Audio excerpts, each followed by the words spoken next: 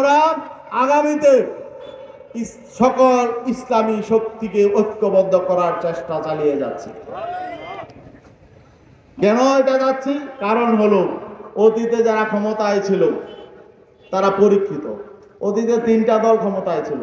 একটা দল তো আপনাদের এলাকার জাতীয় পার্টি, সারা দেশে তো এখন ওটার কোনো তৎপরতা আমরা দেখি না। আপনাদের এলাকায় হয়তো আছে, কিন্তু সারা দেশে কিন্তু ওটা কি হয়ে গেছে, দাফন হয়ে গেছে অলরেডি। কারণ জাতীয় পার্টি এটা কোনো স্বতন্ত্র রাজনৈতিক দল না, এটা সক্রিয় ধারায় কখনো রাজনীতি করে নাই। সবসময়ই তারা অন্য রাজনৈতিক দলের গাড়ে সওয়ার হয়ে তারা সুবিধা লুটেছে। স্বাধীনভাবে এরা কোনো রাজনীতি কখনো করে নাই। এই দলটার রাজনীতি করার কোনো অধিকার আমার মনে হয় বাংলাদেশে নাই। আওয়ামী লীগের যেমন রাজনীতি করার নৈতিক অধিকার নাই, তেমনি ভাবে 3বারই আওয়ামী লীগকে ক্ষমতায় যাওয়ার জন্য সহযোগিতা করেছিল জাতীয় পার্টি। অতএব তাদেরও রাজনীতি করার কোনো অধিকার নাই। সকল দালালদেরকে আপনারা চিহ্নিত করে রাখবেন। নতুন করে তাদের বলার কিছু নাই। যারা অতীতে রাষ্ট্র পরিচালনা করেছে তাদেরকে নতুন করে বলার কিছু আছে? কারণ জনগণ জানে, আমরা জানি, সবাই জানি তারা কি করতে পারে। তারা সুশাসন দিতে পারে নাই, তারা দুর্নীতিমুক্ত রাষ্ট্র প্রতিষ্ঠা করতে পারে নাই, জনগণের অধিকার প্রতিষ্ঠা করতে পারে নাই, জনগণের মধ্যে ঐক্য প্রতিষ্ঠা করতে পারে নাই, এবং দেশের স্বাধীনতা সার্বভৌমত্বকে তারা চ্যালেঞ্জের মুখে ফেলে দিয়েছে। অতএব তাদেরকে আমরা দ্বিতীয়বার আমরা ক্ষমতায় আনতে পারি না। এই জন্য একটা রাজনীতিতে গুণগত পরিবর্তন দরকার। অতীতের নোংরা রাজনীতিতে আমরা ফিরে যেতে চাই না। সৎ মানুষকে, যারা জনগণের কল্যাণে কাজ করবে, রাষ্ট্রের কল্যাণে কাজ করবে, আগামী দিনে সে সমস্ত মানুষকে নির্বাচিত করতে হবে। আমরা ভালো মানুষগুলো যদি ঐক্যবদ্ধ হই তাহলে খারাপ মানুষকে নির্বাচিত হতে পারবে? আপনাদের নাগেশ্বরী, বুরুঙ্গামারি, এই কুড়িগ্রাম 1 আসনে ভালো মানুষ নাই? এই যে আজকের এই বিশাল সমাবেশের যিনি আহ্বায়ক হারিসুল বাড়ি রনি ভাই, তিনি মানুষটা কেমন ভাই? রনি ভাই একটু দাঁড়ান দেখি, উনি কি কেমন মানুষ আপনাদের কাছে মনে হয়? তা আমরা যদি এই রনি ভাইকে এখানে ইসলামের পক্ষে এমপি ক্যান্ডিডেট করে পাঠাই, আপনারা তার পক্ষে থাকবেন তো ইনশাল্লাহ? এখন থেকেই এই ব্যাপারে পরিকল্পনা নেন, প্রস্তুতি নেন। সিদ্ধান্ত দিবে পিসা হুজুর, দলীয় প্রধান, কিন্তু আমরা এখন থেকে প্রস্তুতি নিব ইনশাল্লাহ। নির্বাচন যেদিনই হোক আমরা ভালো মানুষকে ইনশাল্লাহ পার্লামেন্টে পাঠাবো। এই কুড়িগ্রাম 1 আসন যাতে একজন ভালো মানুষ এখান থেকে বাছাই করতে পারে, ইসলামের পক্ষের একজন মানুষ, মানুষের পক্ষের যিনি কাজ করবেন, যার দুর্নীতি করার কোনো প্রয়োজন হবে না। কি রনি ভাই কি দুর্নীতি করবে? আল্লাহ তো তাকে আলহামদুলিল্লাহ এমনিতেই অনেক সম্পদ দিয়েছে, তাই না? দুর্নীতি করবে না। তিনি পীর সাহেব হুজুরের সংস্পর্শে এসে আলহামদুলিল্লাহ তিনি এমন ভাবে নিজেকে গড়ে তুলেছেন যে আগামীতে ইনশাআল্লাহ তিনি তার নিজের চরিত্রকে যেমন সংশোধন করে ফেলেছেন, অতীতে যদি ভুলভ্রান্তি করেও থাকেন, আগামীর জন্য পীর সাহেব হুজুরের হাতে হাত রেখে তিনি নিজেকে জনগণের কল্যাণে, দেশের কল্যাণে, ইসলামের কল্যাণে কাজ করার জন্য প্রস্তুত করেছেন ইনশাআল্লাহ। অতএব আপনারা একজন যোগ্য অভিভাবক পেয়েছেন, যোগ্য প্রতিনিধি পেয়েছেন।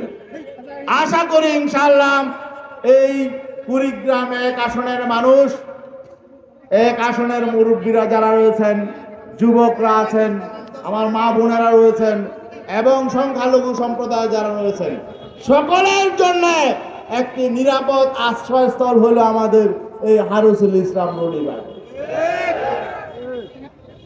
অতএব আমরা আগামীর জন্য প্রস্তুতি নিব ইনশাআল্লাহ। নিব তো ইনশাআল্লাহ? এখন থেকে মাঠে নেমে যাব, এখন থেকে প্রস্তুতি শুরু করে দিব।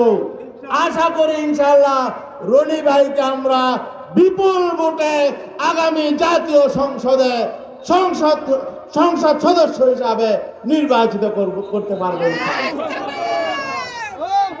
পারবেন না ইনশাআল্লাহ? শুধু রনিবাই না, এই কুড়িগ্রামের 4টা আসন আছে না? এই কুড়িগ্রাম এই এলাকাটা হলো আমরা বলি দ্বিতীয় চরমোনাই। কারণ হলো কি, চরমোনাইয়ের বড় মাহফিলের পরে সবচেয়ে বড় মাহফিল হয় বাংলাদেশে কোথায়? কুড়িগ্রামে। ঠিক না ভাই? এই কুড়িগ্রাম কেন হয়? কারণ হলো এই কুড়িগ্রামের মানুষের মধ্যে পীর সাহেব চরমোনাইয়ের প্রতি মহাব্বত বেশি। এই এলাকার মানুষ পীর সাহেব চরমোনাইকে ভালোবাসে, ইসলামকে ভালোবাসে, ইসলামী আন্দোলনকে ভালোবাসে। এই জন্য বাংলাদেশের সবচাইতে বড় যে ইজতেমা সেটা হয় কুড়িগ্রামে। তা আগামীতে আমরা ইনশাআল্লাহ এই কুড়িগ্রামের 4টা আসনেই আমরা ইসলামী শক্তিকে বিজয়ী দেখতে চাই। আপনার প্রস্তুত আছেন তো ইনশাআল্লাহ? আল্লাহ রাব্বুল আলামিন কবুল করুক। আর আমরা যে কোনো কর্মসূচি কেন্দ্র থেকে আসবে আপনারা বাস্তবায়ন করবেন। আরেকটা বিষয় হলো সতর্ক থাকতে হবে।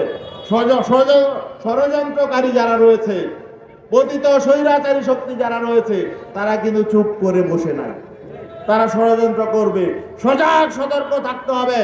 আর আমাদের নায়েবে আমির একটা কথা বলেছেন, চাঁদাবাজ যদি আসে, মাস্তানরা যদি আসে, তাদেরকে ধরে খাম্বার সাথে বেঁধে ফেলবে। কি পারবেন তো? এরা কোন দলের দেখার দরকার নাই, কোন দল এদের দায়িত্ব নিবে না। কোন চাঁদাবাজ যাতে এই কুড়িগ্রামে চাঁদাবাজি করতে না পারে, এই দায়িত্ব নিতে হবে ইসলামী আন্দোলন নেতা কর্মীদেরকে। তাদেরকে খাম্বার সাথে বেঁধে রাখতে হবে। তারপরে আইন নিজের হাতে তুলে নেওয়া যাবে না, পুলিশের কাছে সোপর্দ করতে হবে, আইন শৃঙ্খলা বাহিনীর কাছে সোপর্দ করতে হবে। এদের বিচার করবে বিচার ব্যবস্থা। ঠিক না ভাই? অতএব আমাদেরকে জনগণের জানমাল হেফাজতের জন্য দায়িত্ব নিতে হবে, জনগণের পাশে থাকতে হবে। আগামীতে একটি সুখী সমৃদ্ধ একটি বাংলাদেশ বিনির্মাণের জন্য আমাদেরকে চ্যালেঞ্জ গ্রহণ করতে হবে। ইসলামী আন্দোলন বাংলাদেশের প্রতিটা নেতা কর্মীকে মানুষের হৃদয় জয় করতে হবে আদর্শের মাধ্যমে। আদর্শের মাধ্যমে মানুষের হৃদয় জয় করতে হবে। আমরা মাস্তানি জানি না, মাস্তানি আমরা করিও না, আমরা চাঁদাবাজি করি না। আমরা আদর্শের মাধ্যমে জনগণের হৃদয় জয় করে জনগণের হাতে জনগণের ক্ষমতা ফিরিয়ে দিতে চাই। আমরা নিজেরা ক্ষমতায় যাব না, জনগণকে আমরা ক্ষমতায় নিয়ে যাব ইনশাআল্লাহ। কি আপনারা ক্ষমতায় যেতে চান না? কোন সরকার কিন্তু আপনাদেরকে ক্ষমতায় নেয় নাই, তারা ক্ষমতায় বেশ বসিয়ে আমাদেরকে আপনাদেরকে গোলাম বানিয়েছে। আমরা গোলাম হব না, আমরা মালিক। আমাদের মালিকানা আমরা ফিরে পাবো ইনশাআল্লাহ। আর ফিরে পাওয়ার জন্য আমাদের চেষ্টা করতে হবে। চেষ্টা করবো তো ইনশাআল্লাহ। এটা আমাদের দেশ, এটা আমাদের মাটি। এই মাটিকে আমরা রক্ষা করব। যে কোনো বিদেশি আগ্রাসন, বিদেশি দালালদের হাত থেকে আমরা আমাদের মাতৃভূমিকে রক্ষা করব ইনশাআল্লাহ। ভারতে বসে ফুসফাস করে আরেকজন, ভারতকে আমরা ভয় পাই না ইনশাআল্লাহ।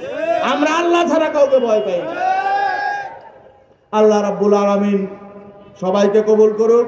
আজকের এই গণসমাবেশে যারা যোগ দিয়েছেন, যারা বিভিন্নভাবে সহযোগিতা করেছেন, সাংবাদিক বন্ধুরা যারা আজকে এখানে কষ্ট করে এসেছেন, সবাইকে, আইন শৃঙ্খলা রক্ষাকারী বাহিনী ভাইদেরকে সবাইকে আমরা ধন্যবাদ জানাই।